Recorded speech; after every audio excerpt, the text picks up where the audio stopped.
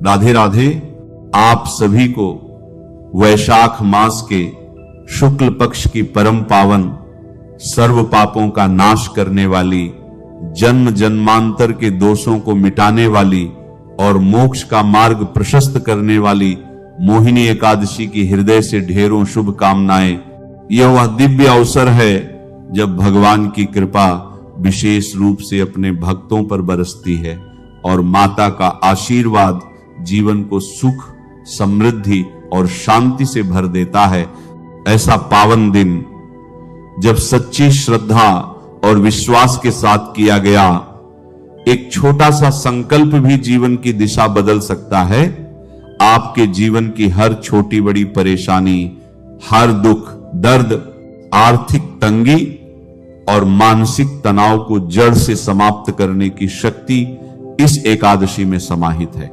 आज हम इस दिव्य तिथि के रहस्य को गहराई से समझेंगे, इसके शुभ मुहूर्त को जानेंगे और साथ ही ऐसे गुप्त, अचूक और अत्यंत प्रभावशाली उपायों का वर्णन करेंगे जिन्हें यदि आपने पूरे विश्वास और समर्पण के साथ इस पावन दिन किया तो धन, व्यापार, नौकरी, स्वास्थ्य और परिवार से जुड़ी बड़ी से बड़ी बाधाएं धीरे धीरे समाप्त होती चली जाएंगी और जीवन में एक नई सकारात्मक ऊर्जा का प्रवाह होने लगेगा।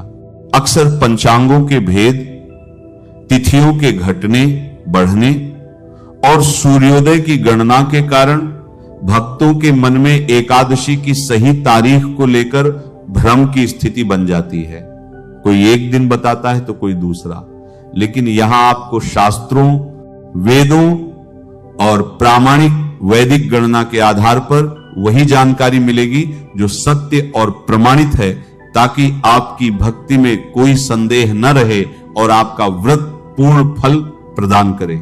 इसलिए यह जानना अत्यंत आवश्यक है कि यह पावन उपवास किस दिन करना चाहिए, व्रत का पारण किस समय और किस विधि से करना चाहिए, इस दिन किन चीजों का सेवन करना उचित है और किन बातों से पूरी तरह बचना चाहिए, और सबसे महत्वपूर्ण वे विशेष और सिद्ध उपाय कौन से हैं जिनसे भगवान श्री हरि विष्णु और माता लक्ष्मी की कृपा सीधे आपके घर आंगन में प्रवेश करती है और जीवन को धन, धान्य और खुशियों से भर देती है।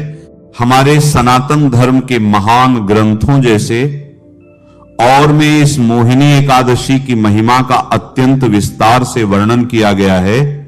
यह कोई साधारण तिथि नहीं, बल्कि स्वयं परमात्मा के एक मनमोहक और अद्भुत स्वरूप के प्रकट होने का पावन दिवस है। और यही वह प्रश्न है जो हर भक्त के मन में उठता है कि वर्ष भर में आने वाली 24 एकादशियों में से केवल इसी एकादशी को मोहिनी एकादशी क्यों कहा जाता है। इसके पीछे एक गहरा रहस्य, एक दिव्य कथा और एक अद्भुत लीला छिपी हुई है, जिसे जानने के बाद आपकी भक्ति और भी प्रगाढ़ हो जाएगी और आपका विश्वास कई गुना बढ़ जाएगा। शास्त्रों के अनुसार प्राचीन काल में जब देवताओं और असुरों के बीच भयंकर संग्राम हुआ और दोनों ने मिलकर क्षीर सागर में समुद्र मंथन किया, तो उस मंथन से 14 अनमोल रत्नों की प्राप्ति हुई। उन रत्नों में कामधेनु गाय, कल्प वृक्ष, ऐरावत हाथी, माता लक्ष्मी और अंत में भगवान धन्वंतरी अपने हाथों में अमृत कलश लेकर प्रकट हुए। उस दिव्य अमृत कलश को देखते ही असुरों के मन में लालच आ गया और उन्होंने अपने बल और छल का प्रयोग करते हुए वह अमृत कलश देवताओं से छीन लिया। असुरों में उस अमृत को पीने के लिए भारी हाहाकार और मार काट मच गई। देवता अत्यंत भयभीत और निराश होकर सृष्टि के पालनहार भगवान श्री हरि विष्णु की शरण में गए और उनसे रक्षा की गुहार लगाई। उस समय असुरों को वह अमर करने वाला अमृत पान करने से रोकने और देवताओं का उद्धार करने के लिए भगवान श्री हरि विष्णु ने अपनी योग माया से विश्व की सबसे सुंदर, सबसे मनमोहक और मायावी स्त्री का रूप धारण किया, जिसे तीनों लोकों में विश्व मोहिनी के नाम से जाना गया। मोहिनी रूप में भगवान का सौंदर्य इतना अद्भुत और अलौकिक था कि उसे देखकर बड़े बड़े तपस्वियों का ध्यान भंग हो जाए। तो असुरों की क्या बिसात थी। भगवान के उसी अद्भुत मोहिनी स्वरूप ने अपनी मायावी मुस्कान और हाव भाव से सभी असुरों को पूरी तरह से मोहित कर दिया। असुर अपनी शुद्ध बुद्धि खो बैठे और उन्होंने वह अमृत कलश स्वयं ले जाकर मोहिनी के हाथों में सौंप दिया। इसके बाद मोहिनी रूपी भगवान विष्णु ने बड़ी ही चतुराई से असुरों को माया के जाल में उलझाए रखा और सारे का सारा अमृत देवताओं को पान करा दिया, जिससे देवता अमर हो गए और असुरों का नाश हुआ। हमारे धर्म ग्रंथों में स्पष्ट रूप से वर्णित है कि जिस परम पावन दिन भगवान श्री हरि विष्णु ने यह मोहिनी रूप धारण करके देवताओं के प्राणों और उनके स्वर्गलोक की रक्षा की थी, वह वैशाख मास के शुक्ल पक्ष की एकादशी का ही पावन दिन था। इसीलिए यह एकादशी भगवान के उसी मोहिनी स्वरूप की आराधना और वंदना का सबसे बड़ा और सबसे पवित्र दिन मानी जाती है। मोहिनी एकादशी की महिमा का बखान करते हुए भगवान श्री कृष्ण ने स्वयं धर्मराज युधिष्ठिर से कहा था, हे कुंती पुत्र, जो भी मनुष्य इस मोहिनी एकादशी का विधि विधान से उपवास करता है, उसके जन्म जन्मांतर के घोर पाप, सारे दुख, दरिद्रता और हर प्रकार के मोह माया के मजबूत जाल हमेशा हमेशा के लिए कट जाते हैं। यह संसार एक माया है और इस माया के भवसागर से पार लगाने वाली एकमात्र नौका यह मोहिनी एकादशी ही है। शास्त्रों में उल्लेख मिलता है कि कुरुक्षेत्र के पावन तीर्थ में सूर्य ग्रहण के समय अपनी पूरी संपत्ति या बहुत सारा सोना दान करने से, या फिर त्रिवेणी संगम में स्नान करने और हजारों उत्तम कोटि की गौ माता का दान करने से जितना असीम और अनंत पुण्य प्राप्त होता है, वह सारे का सारा पुण्य एक सच्चे भक्त को केवल इस एक मोहिनी एकादशी का निष्ठा पूर्वक व्रत करने मात्र से बहुत ही सहजता से मिल जाता है। यह एकादशी मनुष्य को शारीरिक, मानसिक और आध्यात्मिक रूप से अत्यंत शुद्ध कर देती है। एकादशी का व्रत एक बहुत बड़ी तपस्या है और इस तपस्या के कुछ कड़े नियम होते हैं, जिनका पालन करना हर व्रत करने वाले और व्रत न करने वाले मनुष्य के लिए भी अत्यंत आवश्यक बताया गया है। यदि एकादशी के नियमों की बात करें तो इस दिन खान पान, आचरण और व्यवहार में पूर्ण सात्विकता और संयम बरतना बहुत जरूरी होता है। हमारे पवित्र धर्म ग्रंथों में बहुत ही साफ तौर पर चेतावनी दी गई है कि एकादशी के दिन चावल खाना महापाप की श्रेणी में आता है। महर्षि वेदव्यास जी ने कहा है कि एकादशी के दिन चावल खाना मांस खाने के समान पाप माना गया है। पौराणिक कथा के अनुसार माता शक्ति के क्रोध से बचने के लिए पाप पुरुष ने एकादशी के दिन चावल में ही पनाह ली थी। इसीलिए एकादशी के दिन चावल में सारे पापों का वास होता है। अतः चाहे आप व्रत में रहें या न रहें, मोहिनी एकादशी के दिन अपने घर में चावल भूलकर भी न पकाएं और न ही किसी को खाने दें। इसके अलावा इस दिन पूर्ण रूप से ब्रह्मचर्य का पालन करना चाहिए। किसी पर भी अकारण क्रोध न करें, अपने मुख से कोई भी झूठ न बोलें, किसी की निंदा, चुगली या बुराई करने से पूरी तरह बचें। घर में लहसुन, प्याज, मांस, मदिरा या किसी भी प्रकार के तामसिक भोजन का प्रवेश तो एकादशी के कई दिन पहले और बाद तक नहीं होना चाहिए। इस दिन प्रातः काल ब्रह्म मुहूर्त में शैया का त्याग कर देना चाहिए। उठकर नित्य कर्मों से निवृत्त होकर गंगा जल मिले पानी से स्नान करना चाहिए और फिर स्वच्छ पीले या सफेद वस्त्र धारण करने चाहिए। काले या नीले रंग के कपड़े एकादशी के दिन बिल्कुल भी नहीं पहनने चाहिए। स्नान के पश्चात अपने घर के ईशान कोण में स्थित मंदिर की अच्छी तरह से सफाई करें। एक साफ लकड़ी की चौकी पर नया पीला रेशमी कपड़ा बिछाकर भगवान विष्णु और माता लक्ष्मी की सुंदर प्रतिमा या तस्वीर स्थापित करें। भगवान श्री हरि को शंख में शुद्ध जल और पंचामृत, दूध, दही, घी, शहद और शक्कर का मिश्रण भरकर विधिपूर्वक स्नान करवाएं। इसके बाद उन्हें पीले वस्त्र पहनाएं। मस्तक पर गोपी चंदन या पीले चंदन का सुंदर तिलक लगाएं और ताजे पीले फूल अर्पित करें। अपने दाहिने हाथ में थोड़ा सा जल, पीले पुष्प और कुछ सिक्के लेकर इस व्रत का संकल्प लें कि हे त्रिलोकीनाथ, मैं अपने मन की शुद्धि और आपकी असीम कृपा प्राप्ति के लिए मोहिनी एकादशी का निराहार या फलाहार व्रत कर रहा हूं। कृपया मेरे इस व्रत को निर्विघ्न पूर्ण कराएं।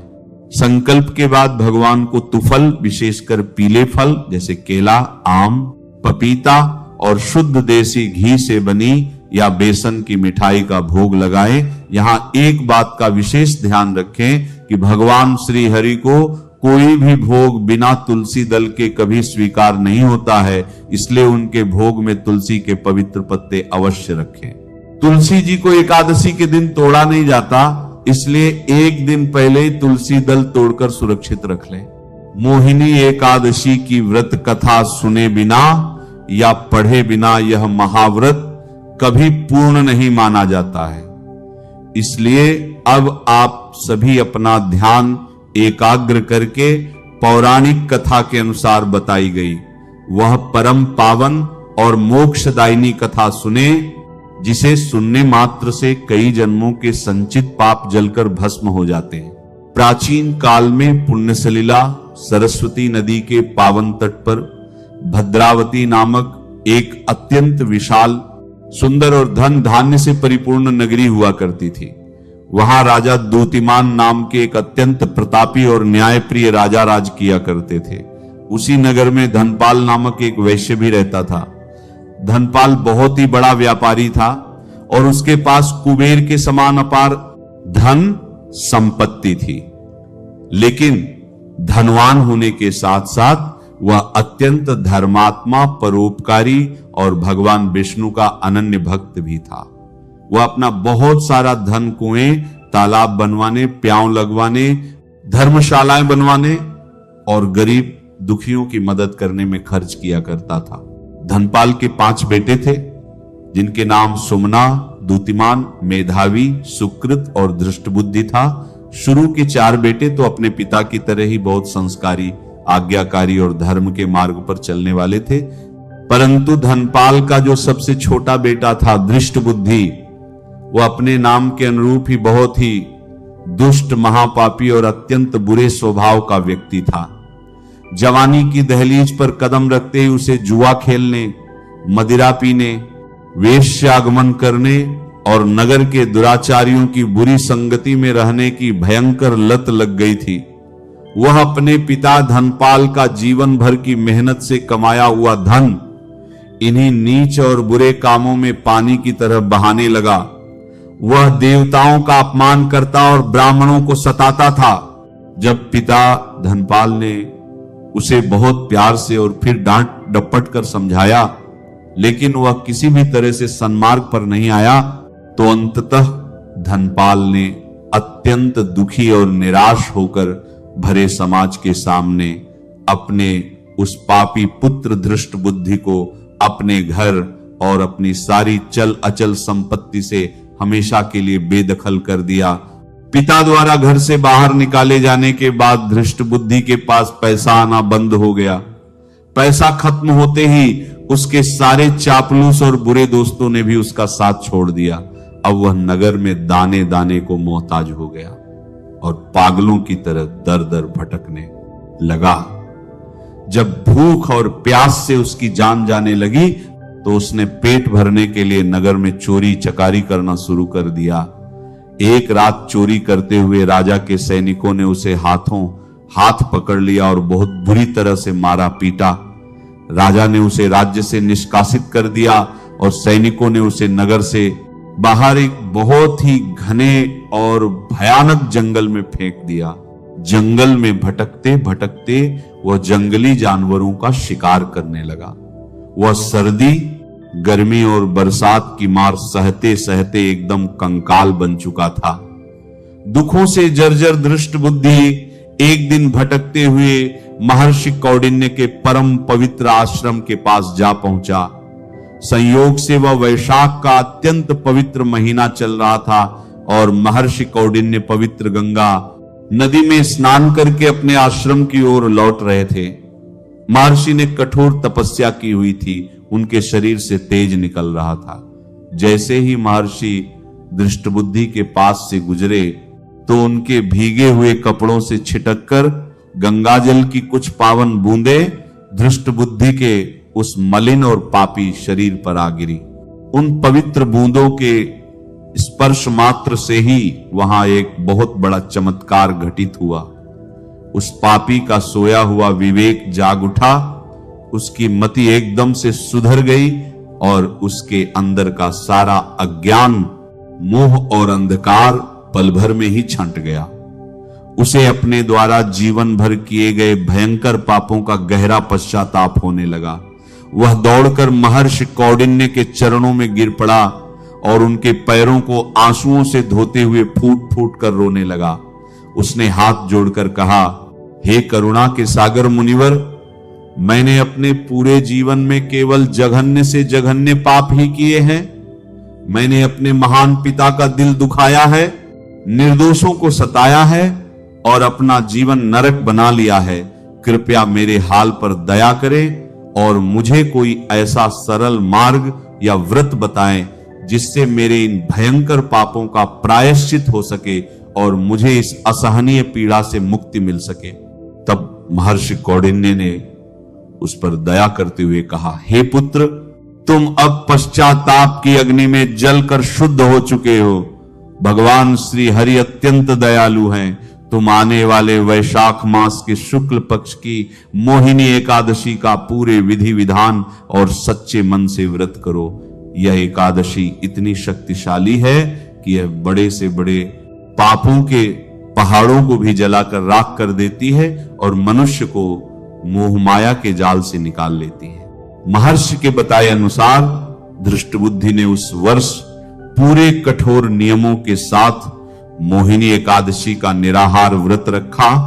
उसने पूरी रात भगवान विष्णु की मूर्ति के सामने बैठकर जागरण किया और उनके नामों का संकीर्तन किया। इस महाव्रत के चमत्कारिक प्रभाव से उसके शरीर के सारे पाप उसी क्षण नष्ट हो गए। उसका वह बीमार और मलिन शरीर अत्यंत दिव्य और कांतिमय रूप में बदल गया। स्वर्ग से अप्सराएं फूल बरसाने लगी और अंत में आकाश से स्वयं भगवान विष्णु का वाहन गरुड़ आया, जिस पर सवार होकर धृष्टबुद्धि सीधा श्री हरि के वैकुंठ धाम को चला गया। इस महान कथा को सुनने से हमें यह शिक्षा मिलती है कि भगवान विष्णु की शरण में जाने और मोहिनी एकादशी का व्रत करने से कितने ही बड़े पापी का उद्धार हो सकता है। अब हम मोहिनी एकादशी की एकदम सही तारीख और शुभ मुहूर्त को बहुत ही अच्छी तरह से समझ लेते हैं, क्योंकि इसमें कोई गलती नहीं होनी चाहिए। वैदिक पंचांग के अनुसार वर्ष 2026 में मोहिनी एकादशी तिथि का आरंभ 26 अप्रैल 2026 की शाम 6:06 से हो जाएगा और इस पावन एकादशी तिथि का समापन अगले दिन यानी 27 अप्रैल 2026 को शाम 6:15 पर होगा। हमारे हिंदू धर्म की सभी मान्यताओं और शास्त्रों के अनुसार उदया तिथि को ही सर्वमान्य और सबसे शुद्ध तिथि माना जाता है। इसीलिए मोहिनी एकादशी का यह पवित्र और फलदायी व्रत 27 अप्रैल 2026 दिन सोमवार को ही रखा जाएगा। आप सभी बिना किसी शंका या मन में दुविधा रखे 27 अप्रैल को ही यह पावन व्रत धारण करें। व्रत का पारण का सही समय भी उतना ही महत्वपूर्ण है जितना कि व्रत रखना शास्त्रों में स्पष्ट कहा गया है कि यदि पारण उचित मुहूर्त में न किया जाए तो व्रत का पूर्ण फल प्राप्त नहीं होता। मोहिनी एकादशी 2026 के व्रत का पारण अगले दिन यानी 28 अप्रैल दिन मंगलवार को सुबह 5:45 से लेकर सुबह 8:21 के बीच हर हाल में कर लेना चाहिए। पारण के दिन प्रातः जल्दी उठकर स्नान करें, सूर्य देवता को अर्घ्य अर्पित करें और किसी ब्राह्मण या जरूरतमंद व्यक्ति को आदर पूर्वक भोजन कराएं या कच्चा राशन जैसे आटा, दाल, चावल, नमक, घी तथा अपनी श्रद्धा अनुसार दक्षिणा दान में दें। इसके बाद ही भगवान का चरणामृत ग्रहण करके सात्विक भोजन के साथ इस पवित्र व्रत का समापन करें। व्रत और कथा के साथ साथ मोहिनी एकादशी के दिन किए जाने वाले कुछ महाचमत्कारी और अत्यंत गुप्त उपायों का वर्णन हमारे तंत्र शास्त्र और ज्योतिष शास्त्र में बहुत विस्तार से किया गया है। धन एवं कर्ज से मुक्ति के लिए उपाय। यदि आपके घर में पैसा बिल्कुल नहीं टिकता है, आमदनी से कई गुना ज्यादा खर्चे हैं, या आप पर भारी कर्ज चढ़ गया है जिसे चुकाना मुश्किल हो रहा है, तो इस एकादशी की शाम को जब सूरज ढल रहा हो में एक अचूक उपाय करें। एक साफ लाल या पीले रंग के रेशमी कपड़े में 5 पीली कौड़ियां, 7 गोमती चक्र, 11 कमलगट्टे के बीज और एक चांदी का सिक्का रखें। इस पूरी सामग्री को भगवान विष्णु और माता लक्ष्मी के चरणों में अर्पित कर दें। वहीं बैठकर एक शुद्ध देसी घी का दीपक जलाएं और माता लक्ष्मी के बीज मंत्र श्री हरि श्री कमले कमलालय प्रसीद प्रसीद श्री हरि श्री महालक्ष्म्यै नमः का कम से कम 1 माला 108 बार जाप करें। अगले दिन उस लाल कपड़े की पोटली बनाकर अपनी तिजोरी, गल्ले या जहां भी आप धन रखते हैं वहां सुरक्षित रख दें। आप कुछ ही दिनों में देखेंगे कि आपके घर में धन चुंबक की तरह चारों दिशाओं से खींचा चला आएगा और आपका सारा कर्ज देखते देखते समाप्त हो जाएगा। नौकरी, व्यापार एवं किस्मत खोलने के लिए उपाय। यदि आपको बहुत ज्यादा प्रयासों के बाद भी मनचाही नौकरी नहीं मिल रही है, कार्यस्थल पर कोई ना कोई परेशानी बनी रहती है, या आपका व्यापार एकदम ठप पड़ गया है, तो सुबह नहा धोकर एक तांबे के लोटे में शुद्ध जल लें। उसमें थोड़ी सी पिसी हुई पीली हल्दी, थोड़ा सा गुड़ और 11 चने की दाल के दाने डाल लें। इस विशेष जल को किसी पुराने और पूजनीय पीपल के पेड़ की जड़ में धीरे धीरे एक धार से अर्पित करें। जल चढ़ाते समय मन ही मन भगवान विष्णु के मंत्र नमो भगवते वासुदेवाय का निरंतर जाप करते रहें और जल चढ़ाने के बाद उस पीपल के पेड़ की 7 परिक्रमा अवश्य करें। पीपल में स्वयं भगवान विष्णु का वास माना गया है। यह उपाय आपकी बंद किस्मत के सारे दरवाजे तुरंत खोल देगा। विवाह बाधा एवं दाम्पत्य कलह दूर करने के लिए उपाय। जिन लड़के लड़कियों के विवाह में लगातार कोई ना कोई बाधा आ रही है, रिश्ते आते हैं पर बात नहीं बन पाती, या फिर दाम्पत्य जीवन में हमेशा कलह और अनबन का माहौल रहता है, उन्हें इस दिन भगवान विष्णु को दक्षिणावर्ती शंख में थोड़ा सा केसर मिला हुआ कच्चा दूध भरकर अभिषेक करना चाहिए। इसके साथ ही घर के आसपास केले के पेड़ की विधि विधान से पूजा करके वहां चने की दाल और थोड़ा सा गुड़ चढ़ाना चाहिए। मोहिनी स्वरूप का ध्यान करके किया गया यह उपाय व्यक्ति के जीवन में अद्भुत आकर्षण, शांति और अपार प्रेम भर देता है। नकारात्मक ऊर्जा एवं घर के क्लेश मिटाने के लिए उपाय।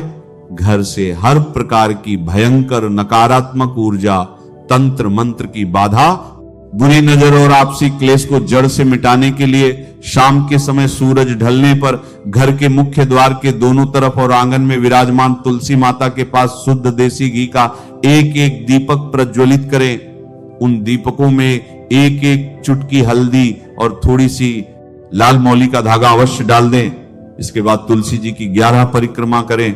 यह एक ऐसा रामबाण उपाय है जो आपके घर की सारी नकारात्मकता को उसी रात घर से बाहर फेंक देता है और घर में सुख शांति का वास होता है। गंभीर बीमारी से मुक्ति के लिए उपाय। यदि परिवार में कोई सदस्य लंबे समय से किसी गंभीर या असाध्य बीमारी से पीड़ित है और महंगी से महंगी दवाइयां भी असर नहीं कर रही हैं, तो मोहिनी एकादशी के पावन दिन भगवान श्री हरि विष्णु को शुद्ध पीले चंदन का लेप लगाएं। भगवान के समक्ष कुशा के आसन पर बैठकर विष्णु सहस्त्र नाम का संपूर्ण पाठ करें। पाठ पूरा होने के बाद भगवान को अर्पित किया हुआ एक तुलसी का पत्ता और थोड़ा सा चरणामृत उस बीमार व्यक्ति को प्रसाद स्वरूप ग्रहण करा दें। भगवान धन्वंतरी और श्री हरि की असीम कृपा से आप देखेंगे कि उनके स्वास्थ्य में बहुत ही तेजी से और चमत्कारी रूप से सुधार होने लगेगा।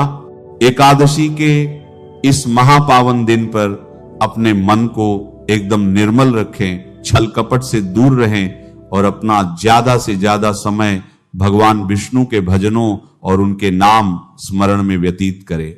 राधे राधे।